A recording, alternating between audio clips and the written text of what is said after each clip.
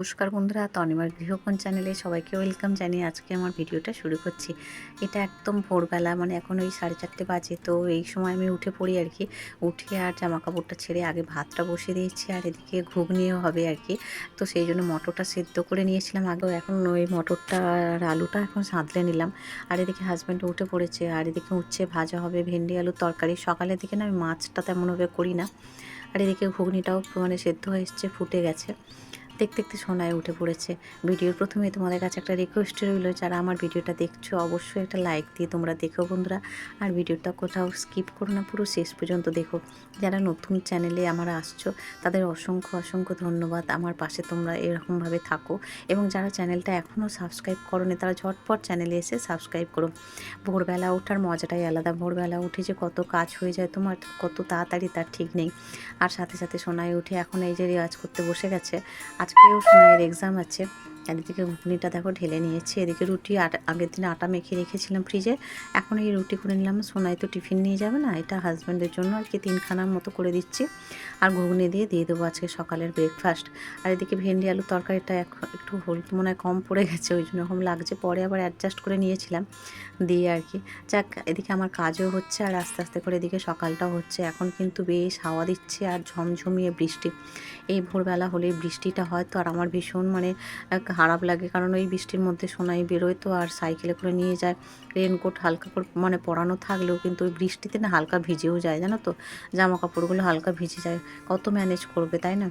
এদিকে হাজব্যান্ডের lunch box ready করে দিয়েছি। ওদিকে হচ্ছে ভেন্ডির তরকারি হচ্ছে ভাজা দিয়েছি, আর লাস্টে বটবটি আলুর তরকারিটা আগের দিনে ছিল, সেটাও হাজব্যান্ডকে বের করে দিয়ে দিয়েছি, ফ্রিজে রাখা ছিল।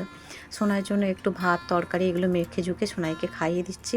আর সোনাইয়ের তো আজকে স্নানও করাইনি, কারণ এই প্রত্যেক দিন ভোরবেলা বৃষ্টি হচ্ছে, তো ওই জন্য স্নানটা এখনও কদিন বন্ধ রেখেছি। আর তাড়াতাড়ি যেহেতু বাড়ি ফিরছি অসুবিধা নেই, নাহলে করিয়েই পাঠাতাম।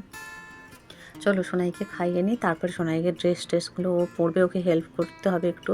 হাজব্যান্ডের ওদিকে চাটা আমি গরম করে দিয়ে এসেছি। হাজব্যান্ডের স্নান হয়ে গেছে, পূজা অর্চনাও হয়ে গেছে। আর এদিকে দেখো আবার বৃষ্টি একটু করে কাজ করছে, আর এদিকে তোমাদের সাথে শেয়ার করছো। মানে এই একটা দমকা হাওয়া দিচ্ছে, আর তার সাথে বৃষ্টি ঝমঝমিয়ে কিছুক্ষণের মতো হয়েছিল, তারপর পরে যদিও একটু থেমে গিয়েছিলো, তারপর থেকে আর হয়নি তেমনভাবে। এদিকে যে আমিও চা একটু নিয়ে নিয়েছি হাজব্যান্ডের জন্য, এদিকে গরম করে রেখে দিয়ে এলাম। আর এখানে হাজব্যান্ডের টিফিন বক্সে এই যে দেখো এখানে রুটি আর এই যে ঘুগনি আছে, তলা টিফিন বক্সটায় রুটি আছে। আর এখানে আমি চা নিয়ে চলে এসেছি। 6:15 বাজে, সোনাই স্কুলের উদ্দেশ্যে রওনা হয়ে গেছে অনেকক্ষণই আগে। আমি এখন এই চাটা অনেকক্ষণ রেখে দিয়েছিলাম, এখন খাবো, কারণ ওই চা গরম তো খেতে পারি না, জানোই তোমরা। এটা বেশ কিছুক্ষণ 10-15 মিনিট পর একটু বসেছিলাম, ভালো করে একটু ঠান্ডা মাথায় বসলাম, বসে তারপরে আবার কাজে হাত দিলাম চাটা খেয়ে। আর এখন এই যে বিছানাপত্রগুলো গোছগাছ করে নিচ্ছি। সকালে তাড়াহুড়ো করে তো আর তেমনভাবে গোছগাছ হয় না। ওই জাস্ট হাজব্যান্ড মশারিটা খুলে দেয় আর কি। এখন সব নামিয়ে ভালো করে একটু ঝেড়ে টান করে বেডশিটটা পেতে নেব।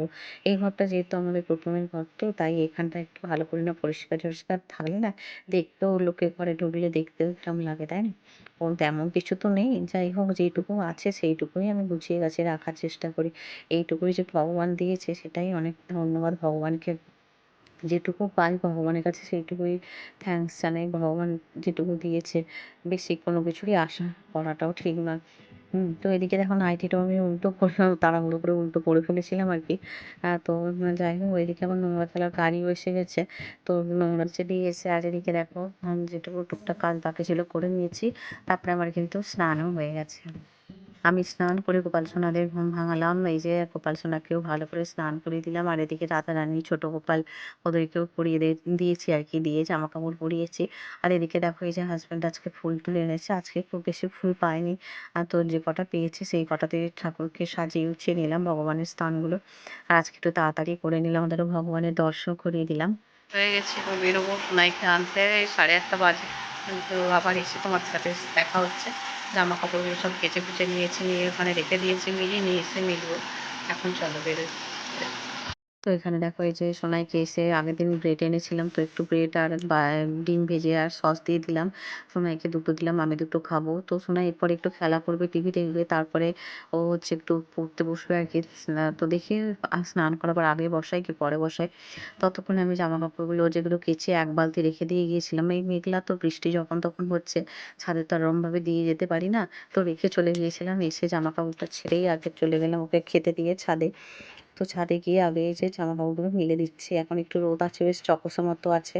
হাতে দুটি বিস্কুট নিয়ে চলে এসেছিলাম এই যে আমার যে ছাদে পাখিরা আছে ওদের জন্য। তো তাড়াহুড়োর সময় না সকালে করে আর খাবার দিয়ে যাওয়া হয় না আর কি, যেহেতু এই কদিন একটু তাড়াতাড়ি বেরিয়ে চলে যাচ্ছি তো। তো সেই জন্য আর আজকে এখনই দিয়ে দিলাম আর কি। দিয়ে আর জামা কাপড়গুলো দেখো সব কেচে ধুয়ে গিয়েছিলাম, এসে মেলে দিলাম। মেলে দিয়ে আবার আজকে যেগুলো কাচাকুচি আছে সেগুলো কিছুটা নিচে রেখে দিয়ে এসেছি। সবগুলো একসাথে আনিনি আর কি, এগুলো সকালেরটা আর আসার পরে আসারগুলো সেগুলো একটু পরে দেব। সেগুলো জলে ভেজানো আছে, কারণ অনেক কটাই কাচাকুচি দেখতে দেখতে। আর এই যখন তখন বৃষ্টি আসছে, এই ছাদে দেওয়া মানে সবসময় খেয়াল করে রাখতে হবে।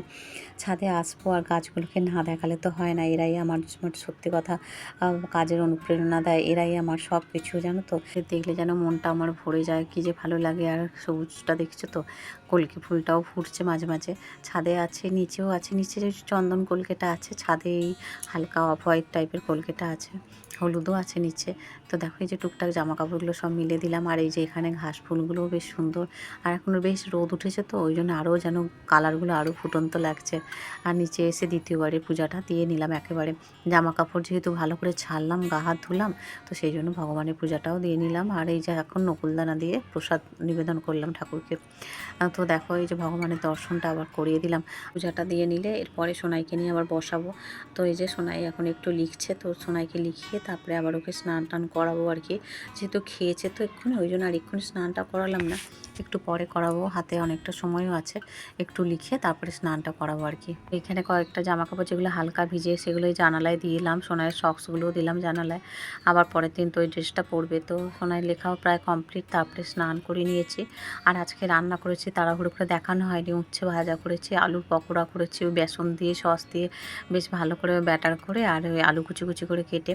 এটা এই কদিন আগে করেছিলাম, দুদিন আগে, সেটা ব্যাটারটা ছিল ফ্রিজে, আজকে করে নিলাম। আর এদিকে মাছের ঝোল, আলু কুমড়ো দিয়ে মাছের ঝোল, আর সকালের ভেন্ডি আলু তরকারিটা আছে, ওটা আমি খেয়ে নেবো। ওটা সোনাই খুব একটা খেতে চায় না ভেন্ডিটা, আগে খেত কিন্তু এখন একদম খেতে চাচ্ছে না ভেন্ডিটা, ওই জন্য ওকে দিইনি। সোনাই খাওয়া দাওয়ার পর প্রায় 8টা ঘন্টা কাটিয়ে ফেলেছে, কিন্তু এখন এই একটু মুসাম্বি দিলাম। দেখতে দেখতে ভিডিওটার একদম শেষ পর্যায়ে চলে এসেছি। তো সোনাই এখন ফল খাক, আর আমি টুকটাক যে বাসনপত্র আছে মেজে গুছিয়ে নিই। আজকের ভিডিওটা তাহলে এই পর্যন্তই রাখলাম, এখন প্রায় 2:30 বেজে গেছে। আজকের মতো বিদায় নিচ্ছি।